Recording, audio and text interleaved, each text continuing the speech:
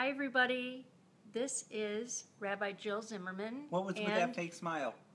We started. And oh, you're doing the intro? I'm starting. Okay. This is Rabbi Jill Zimmerman and Josh Zimmerman. And evidently there was this video that Josh did when I was not here, which I haven't had a chance to watch. What do you mean evidently? You were in the video. I just came at the end. Okay. Anyway, really happy for you to join us today for this version of Ask the Rabbi. This Ask the Rabbi is going to be answering your questions about mindfulness, about Judaism, about mindfulness. You're just jealous because I got so many questions in mine. You did. She just wants more. Really fantastic. Hi, everyone that's watching. Hi, Benny. Benny, always the first. So happy. Favorite Love son. to have you. Favorite son. So I want to start out by saying that I want to announce that I am going to be teaching again this year, back by popular demand, spiritual preparation for the high holidays. Yes! I'm so excited. 4 sessions, 4 webinars. They're going to start on September 8th. I'm going to put the information in the comments. Right. And it is 4 sessions. Hey, Jason Hi, Kaufman. Jason. Rabbi, cantor. He's not a rabbi, he's a cantor. Okay, well. And he was at the Democratic National Convention. Get back to your points. Okay, so I'm going to be teaching spiritual preparation for the high holidays. It is a wonderful program. It's webinars, 4 webinars. Really? 4 Where webinars. can I find them? You can find them. They are on my website, but I'm also going to put a link to it in the comments below. There's an early bird price. What? Of $118. That's it? And if you sign up before August 31st. The classes are on 4 consecutive Thursday nights. Wait, how did you just do the 4? I said 4 consecutive, and then I had to itch, okay? I had to itch. 4 consecutive Thursday nights starting on September 8th during the month of Elul, which is a month of preparation. And what I heard from people last year is that they felt more spiritually connected to the high holidays than they had ever before. And so that was fantastic. Listen, Martin says... Great, I know, read it out loud. Martin says, I need spiritual preparation for the high holiday, especially in this election season. I know. Right. I know. What else did Martin say? You guys are funny. Yeah. Oh, thank you. Yeah. Okay. Well, nice to have you on the Thank you, Martin. On the Thank Ask the Rabbi. you. So that's announcement number 1 is spiritual prep. I've got several announcements. How many? Several. Okay. So spiritual prep for the high holidays, and I hope that you join us. Like I said, there's an early bird price. The second thing is that I am going to later on today, send out my Jewish Mindfulness Network newsletter. Ooh, how do I sign up? and so if you want to get the newsletter... I do.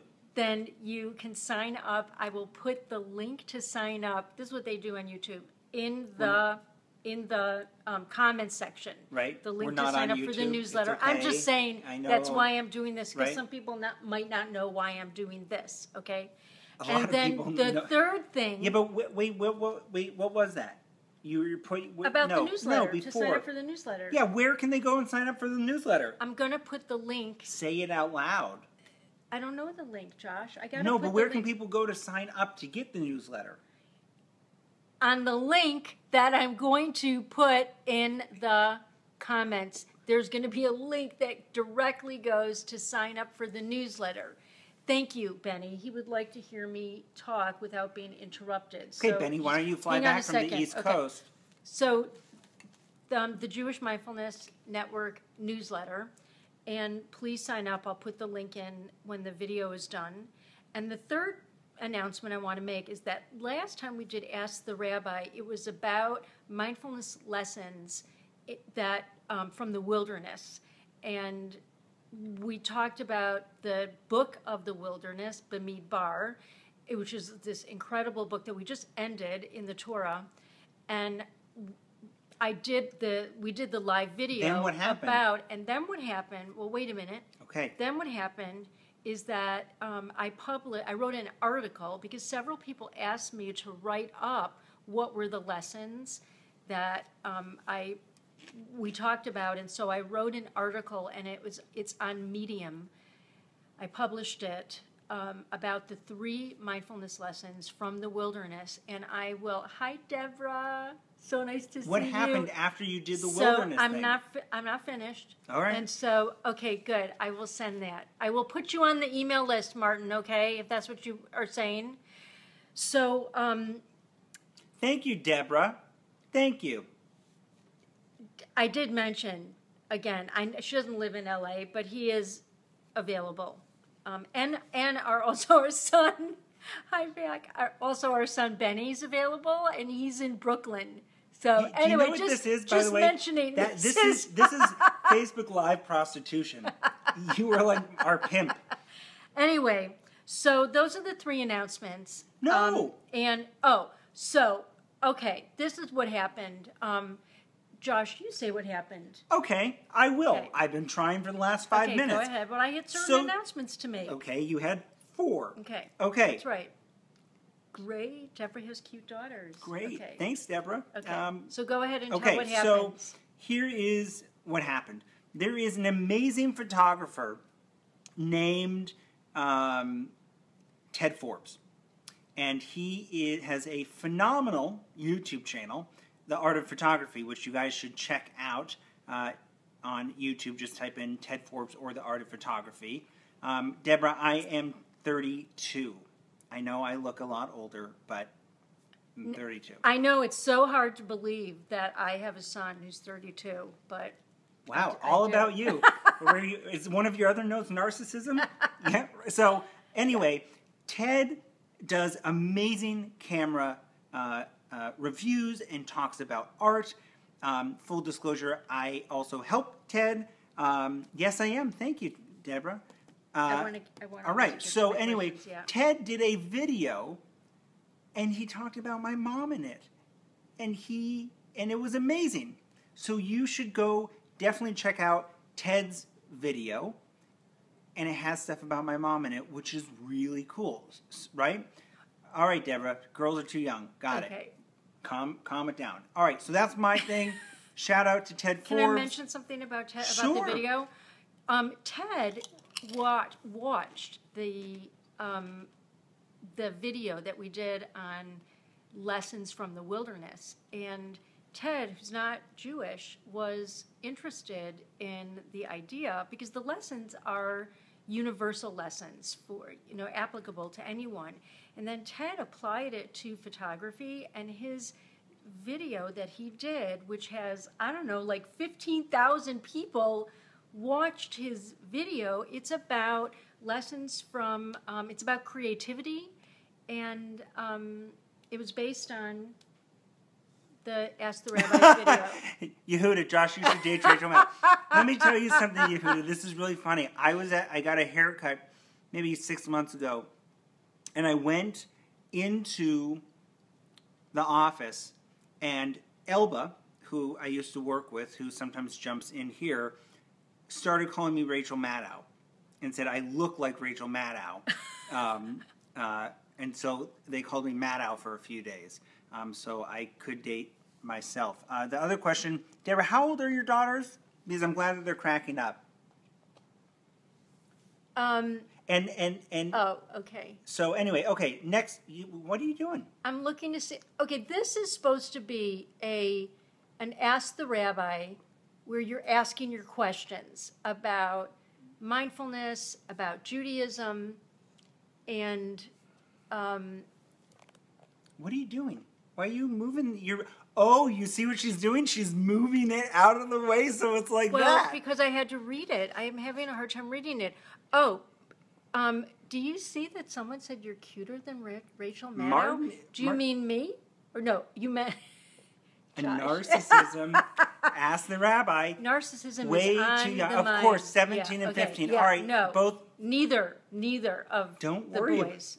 Yeah, neither of the boys. It's Deborah. We're good. Your 2 girls listen to your mother, not so like I do. I wanted to know if you have. Okay, great, Deborah. Yeah, you can see how it worked out, Deborah. You can see how it worked out. I would You always wanted girls, love too. to. You said that. Yeah. Yehuda, thank you for asking about Tisha B'Av. It was actually going to be thinking I was... thank you, Benny. Okay, so I'm going to say something about Tisha B'Av.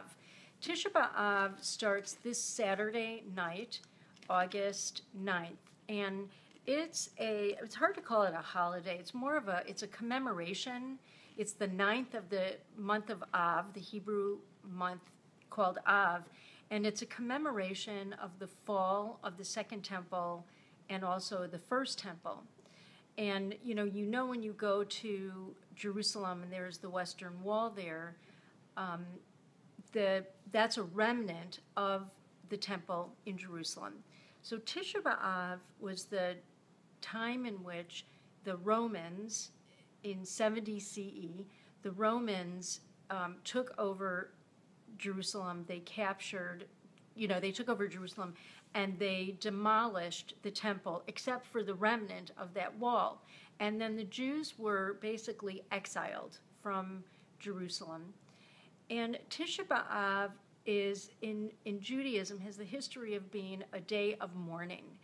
And I actually talk about this in greater depth in the spiritual preparation for the high holidays, because Tisha B'Av is the day that kind of kicks off in the map of the territory for the high holidays.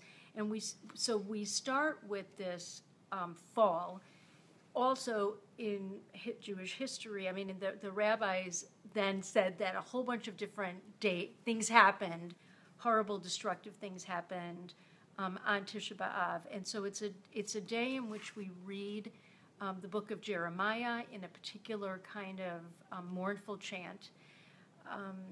And the thing that's important about Tisha B'Av is that, yes, it is a day of mourning in the sense that there was a tragedy. The tragedy was way more than just the fall of a building. What fell was the way that Jews had to connect with God at that time, which was through sacrifices, and that were done at the temple. One of the amazing things that is a lesson out of Tisha B'Av is that after the fall of the temple, the rabbis created a completely new way. Hi, Alex. Rabbi Shuval Weiner. I'm talking about Tisha B'Av. Your four things. This wasn't even in my four things. I know. This was so a you question. So the amazing thing about Tisha B'Av is that it was through the destruction of the temple that the rabbis created another way of observing Judaism, a completely new, creative way that we would connect with God through study, through prayer, and through acts of loving kindness. Those activities do not need a physical location. They don't need the temple. And actually, that is why through that... Thumbs up. Okay, that is why we still practice Judaism today, is because of out of this destruction came this incredible creativity, huge lessons there. We all experience some kind of breakdowns in our lives, so we could see what comes out of that.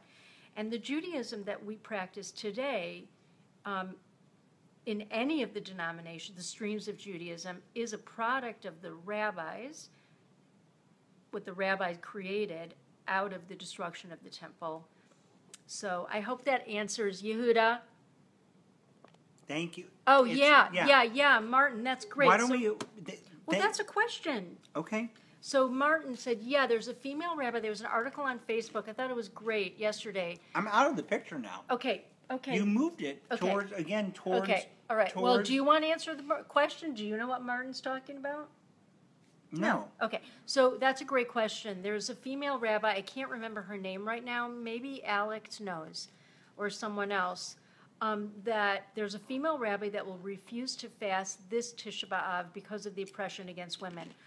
my understanding of why she's not going to fast this Tisha B'Av is because of the horrible things that are happening at the wall today. Oh, like the whistle. Yeah. If the women of the wall have for, I believe it's 27 years. Thank you, Yehuda. I appreciate that. The women of the wall have been going to the Western Wall on the women's side. You know, it is separated by a men's side and a women's side, and praying. We want to worship at the wall like the men do with talit and tefillin and with the Torah. They have not been able to do that. Women have gotten arrested, and even though at the Supreme Court of Israel deemed that it was fine for us to worship at the Western Wall, but the thing that's going on right now, which is just horrendous, is that the women they go there for Rosh Chodesh, and every month to celebrate the new moon and to pray at the wall. And there are ultra-Orthodox women and men that surround them and blow these horrible whistles. It's just, I can hardly even watch the live stream of it because of the sound of the whistles. It's just incredibly disrespectful. So I believe that's why the woman, who's I believe an Israeli, is saying that she's not going to fast. Great question, Martin.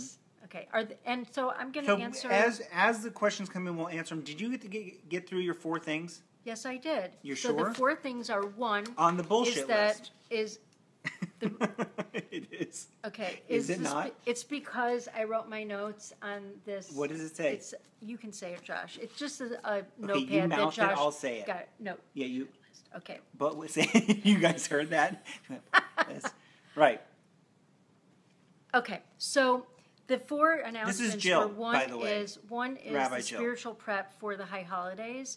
And there's an early bird. Elaine Fold has joined. So nice to see you, Elaine. Welcome to Ask the Rabbi. I think this is the first one that Elaine has Elaine's joined. been a few. And Elaine, how's the family? Is our niece.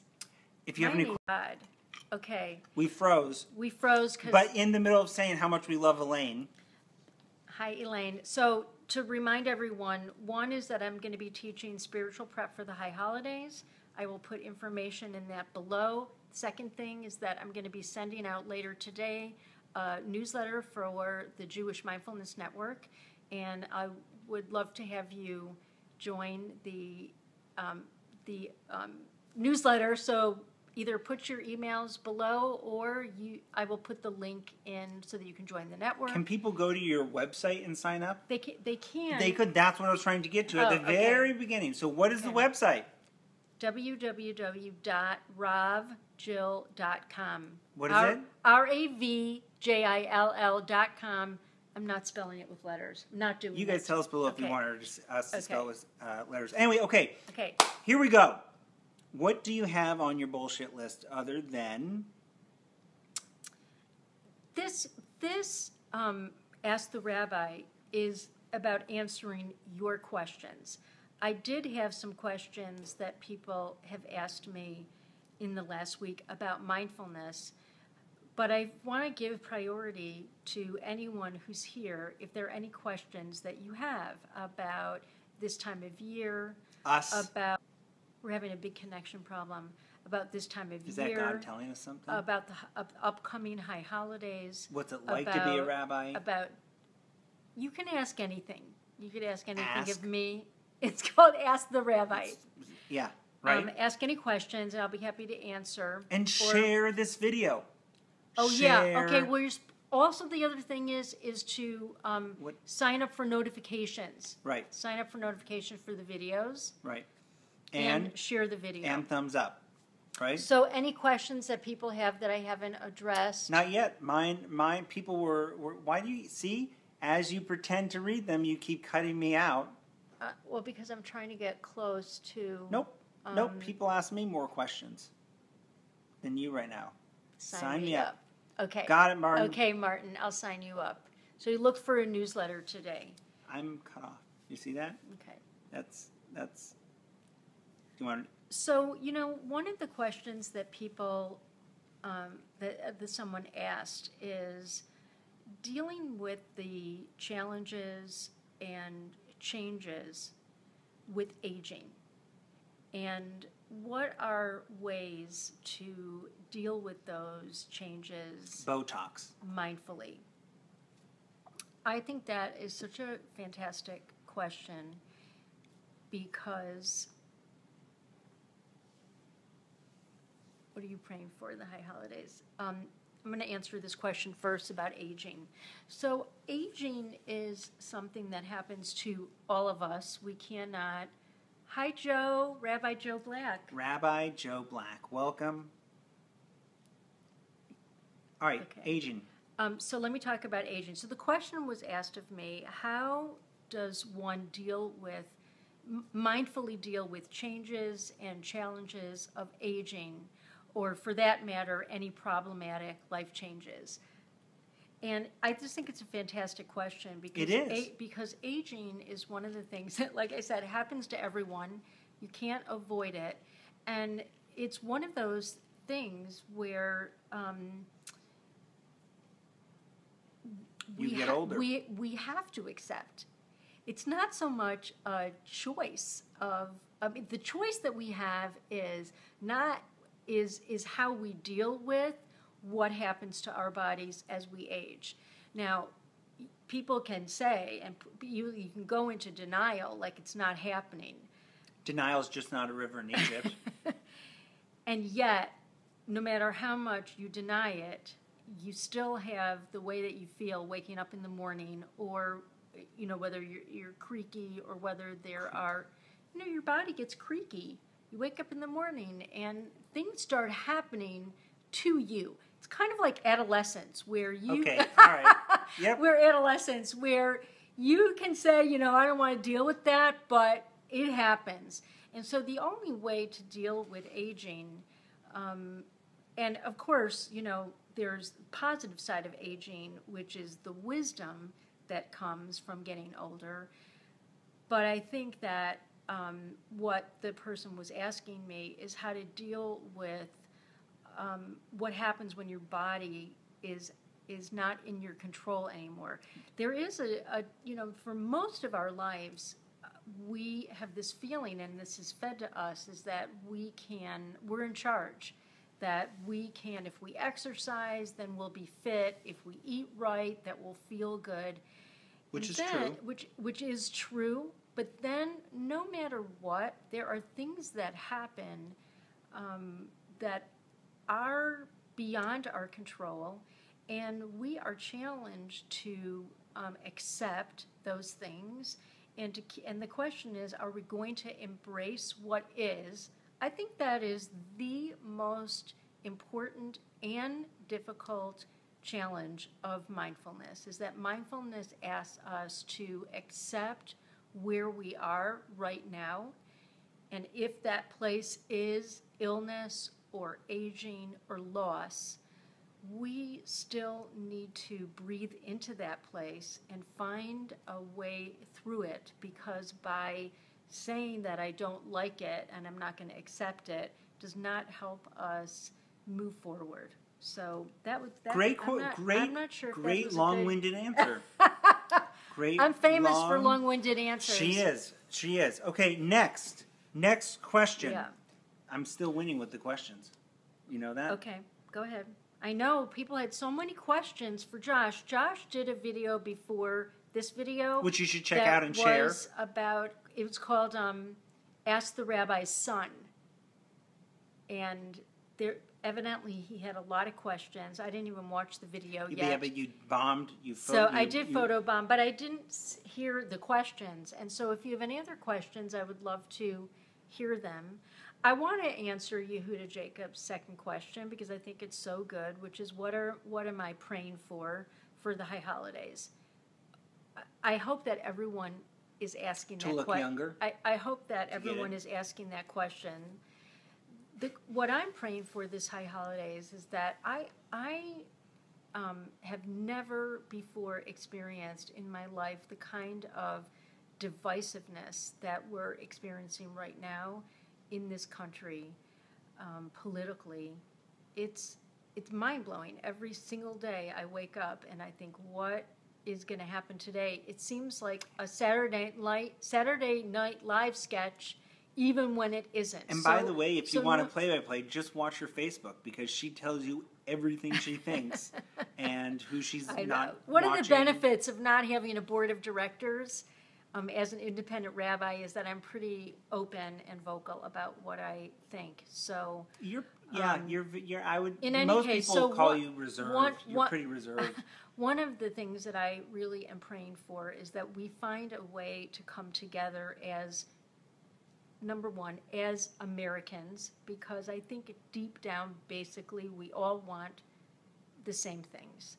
I think the name-calling, the level of gutter conversation has been just profoundly distressing. We are better than that. So that's number one. I'm praying for unity in our country.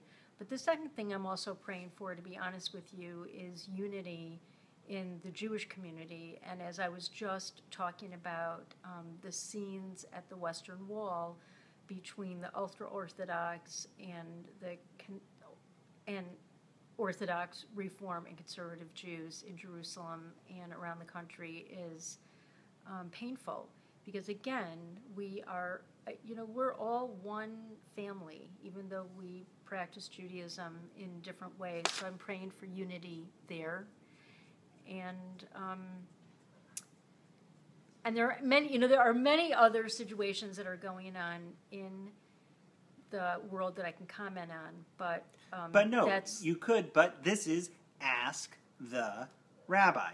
You guys should start using the hashtag, share the video, comment in it, ask us questions. We are here to answer them.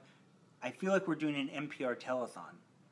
I know. So I want to know. We're gonna probably end. I'm gonna answer one more question. And but if people want to know more, they can continue to comment below. Yes. Where else can they go to get a hold of you? You can go to my website. What is that? ravjill.com. I want to mention to you that I just published an article on Medium. Ooh. That's called 3 Mindfulness Lessons from the Wilderness, because we just finished the book of Numbers. And I wrote about that, an article. I'd done to Ask the Rabbi about it, and then I wrote an article. And I'm also going to be sending out a Jewish Mindfulness Network newsletter today. And so if you want to get on the newsletter, then you can either put your emails below, or I'm going to post the link to get on the newsletter. And also hope that many of you sign up for the spiritual preparation for the high holidays that I'm going to start on September 8th. Limited space. A series of 4 webinars and 4 sessions. So I'll put information about and when does that also. Start? September 8th. Okay. I'll put All the right. link and of you that. can go or you can go to www.ravjill.com.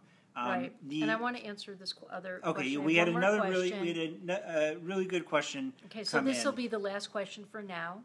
And this question is, what is the difference between mindfulness and meditation? That is a fantastic question. In my mind, mindfulness has to do with the largest rubric of ways of becoming present, ways of showing up in your life, ways of being awake. That has to do with mindfulness in the largest possible sense. Do you think I'm mindful? And the thing about mindfulness, it's the largest, is that there are many different ways to become more mindful. So meditation is one practice that helps us learn how to become more present, more awake in our lives. It's a practice of either sitting meditation or walking meditation. Some people meditate to music. So that's one way of mindfulness.